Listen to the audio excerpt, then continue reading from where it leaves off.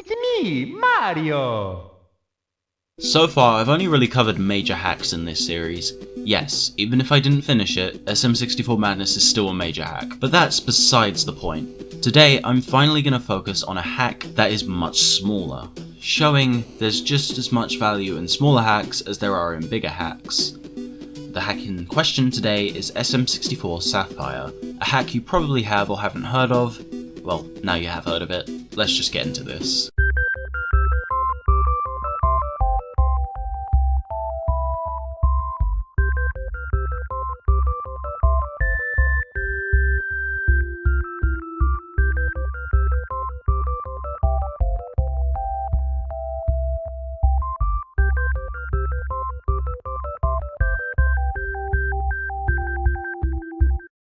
SM64 Sapphire is a hack created by Nebula and was released on December 10th, 2017. The hack contains 30 stars. According to the wiki, the hack wasn't known about a lot until 2 days after it was released, where Kaiser Manuar advertised it, saying how fun it was and how everyone should go and check it out, which is actually quite nice of him. And since then, the hack has gotten a lot more popular for its easy gameplay being quite open to speedrunners.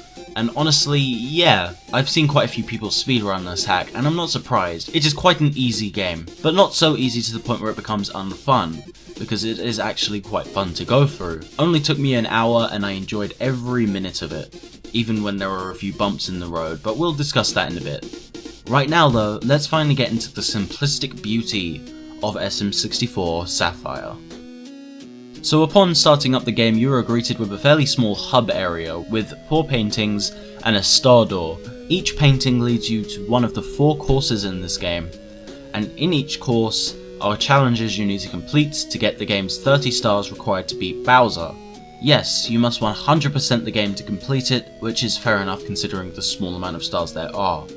Before going to these worlds, it'd be a good idea to get the 2 stars located in the cap switch area, which is found behind this painting. You get the first by going down the fun slide, and the second, which I had trouble finding, is found up here. Anyway, after that you are gonna want to head into any of the 4 levels, but I request doing them in order because the difficulty progression in this hack is airtight, barring a few exceptions here and there. The first level is really straightforward. All of the stars here are fun to do, because the level layout is done in such an intuitive way. I can't put a finger on how though, that's the thing. It just all comes together. Well, except this chain chomp star. Being an SM64 hack, your first instinct here is of course to fucking destroy this wooden log. But no, you have to be a little bit perceptive to see a ledge that you can get to by climbing a tree. Not much of a flaw, just a little annoying is all. Anyway, next is level 2, and it is snow themed. I like this shell surf star and this chili bully fight. Overall, it's another solid level with not much to comment on really. The difficulty is ramped up a tiny bit compared to the first level, which means again, we have a hack with great difficulty progression. I'm happy that this stuff isn't as rare as I thought it was. I guess after a while people realised that placing random enemies weren't the way to create difficult challenges. On to level 3, and I'd say that this is the level that I have the most to talk about, as it's the one I'm the most mixed on. Firstly, I think it has some of the best and worst stars this hack has to offer. The best being this Goomba Bounce, which is really fucking satisfying, and this Donkey Kong reference is pretty fun. But then you have the red coins, which is just swimming, and we all know how boring swimming can get in this game. Oh, and this, the weakest star in the game in my opinion, which both requires an extremely specific angle of wall jump and a time limit at which you have to do a timed box challenge, and as I said 2 reviews ago, those are the bane of my existence. Both in 1 star, which in my opinion is a little too much of a spike in difficulty compared to what is seen in pretty much every other level, even the one after this. One final note, is this stage a reference to Banjo-Kazooie's Treasure Trove Cove level? Because if it is, then I'm all for that. Finally, we have level 4, and it is a lava world. In terms of difficulty, this is a fair level, even if the lava can get a bit annoying to deal with, especially with these sinking platforms. But it's not so bad. It's the last level before Bowser, of course. Things have to be a bit tougher. Overall though, the stars here are average. I don't think they're exceptionally fun or unfun, they're just meh, they're fine. Anyway, now onto the final level, and it's cool. I like how it's a nice and simple platforming challenge that you can breeze through to get to the final confrontation. You just have to say that you're fine when you're not really fine, but you just can't get into it because they would never understand. Why do hackers do this to me? Why must they torture me with these things? I'm sorry, but anyone who got annoyed with my Course 1 has a fucking Chuck here joke back in my Green Stars review can shut up, because this just reveals how much of a fucking cretin these things can be. Anyway, after the small platforming section, you are greeted with a fairly easy fight. And that is the end of the hack.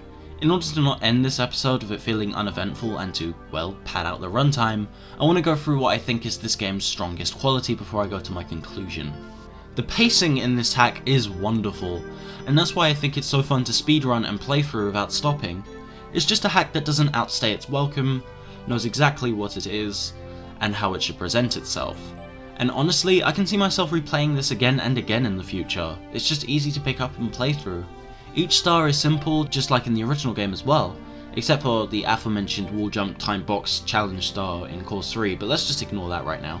Every other star requires you to just do one thing and that's it, which doesn't sound eventful on paper, but just like with the original SM64, it's just fun to do on its own, to the point where playing through the entire game itself is fun. In conclusion, I strongly recommend you give this hack a shot if you haven't already. It's quite welcoming to both beginners getting into hacks for the first time, and speedrunners who want a game to just have a fun time with. Though maybe speedrunners prefer torturing themselves, I do not know. I've never tried it long enough to tell. Once again, I hope you guys are liking these shorter reviews. If you are a fan of the more longer reviews, don't worry, they'll still be the most dominant way I do these. I just like experimenting with different ways of doing these videos. Besides, if I can't make one of these fit the longer duration, then at least I know you guys can handle a shorter one from time to time. Besides, even if something is shorter than usual doesn't mean it can't stand out on its own merits.